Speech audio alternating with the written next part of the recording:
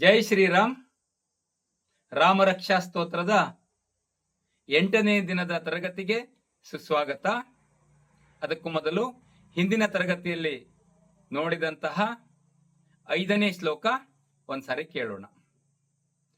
ಕೌಸಲ್ಯೇಯೋ ದೃಶೌ ಪಾತು ವಿಶ್ವಾಮಿತ್ರ ಪ್ರಿಯ ಶ್ರುತಿ ಘ್ರಾಣಂ ಪಾತು ಮಖತ್ರಾತ ಮುಖಂ ಸೌಮಿತ್ರಿ ವತ್ಸಲಃ. ಇವತ್ತಿಗೆ 6ನೇ ಶ್ಲೋಕ. ಜಿಹ್ವಾಂ ವಿದ್ಯಾನಿಧಿ ಪಾತು ಕಂಠಂ ಭರತ ವಂದಿತಃ ಸ್ಕಂಧೌ ದಿವ್ಯಾಯುಧ ಪಾತು ಭುಜೌ ಭಗ್ನೇಶ ಕಾರ್ಮುಕಃ. ಮೊದಲನೇ ಚರಣ ಜಿಹ್ವಾಂ, ಜಿ ಹಾಕೆ ಒಕಾರ ಅನುಸ್ವರ ಇದೆ.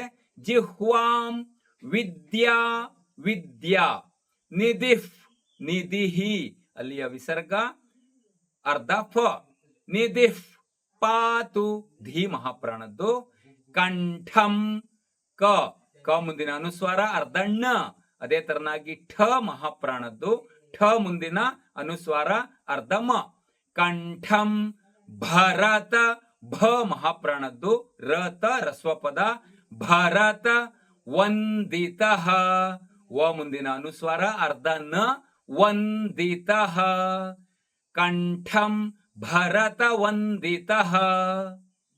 ಮುಂದಿನ ಚರಣ ಸ್ಕಂಧೌ, ಸ ಕೆ ಕ ಸ್ಕ, ಸ ಮುಂದಿನ ಅನುಸಾರ ಅರ್ಧ ನ. ಸ್ಕಂಧೌ ಮಹಾಪ್ರಾಣದ ಧೌ. ಸ್ಕಂಧೌ ದಿವ್ಯಾ, ದಿ ವಾಕ್ಯ ಯಕಾರ ಇದೆ. ದಿವ್ಯಾ ಯುಧಫ್, ಯು ಧ ಮಹಾಪ್ರಾಣದ್ದು ವಿಸರ್ಗ ಇದೆ. ಆ ವಿಸರ್ಗವನ್ನು ಅರ್ಧ ಫದಂತೆ. ದಿವ್ಯಾಯುಧಫ್ ಪಾತು, ಪಾ ದೀರ್ಘ ಪದ, ತೂರಸ್ವ ಪಾತು.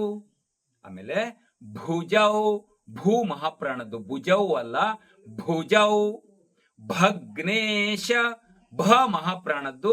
ಗೇ ದೀರ್ಘವಾದ ಗೇ ಮತ್ತು ನಕಾರ ಇದೆ. ಭಗ್ನೇಶ ಕಾರ್ಮುಕಃ, ಕಾ ದೀರ್ಘ ಪದ, ಮು ಮುಂದೆ ಅರ್ಕಾರ ಒತ್ತಿದೆ. ಕಾರ್ಮುಕಃ ಭುಜೌ ಭಗ್ನೇಶ ಕಾರ್ಮುಕಃ. ಪೂರ್ಣ ಶ್ಲೋಕ ಇನ್ನೊಮ್ಮೆ. ಜಿಹ್ವಾಂ ವಿದ್ಯಾನಿಧಿ ಪಾತು ಕಂಠಂ ಭರತ ವಂದಿತಃ ಸ್ಕಂಧೌ ದಿವ್ಯಾಯುಧ ಪಾತು ಭುಜೌ ಭಗ್ನೇಶ ಕಾರ್ಮುಕಃ. ಇವತ್ತಿಗೆ ಈ ಶ್ಲೋಕ 6ನೇ ಶ್ಲೋಕ ನೋಡಿದ್ದಾಯ್ತು.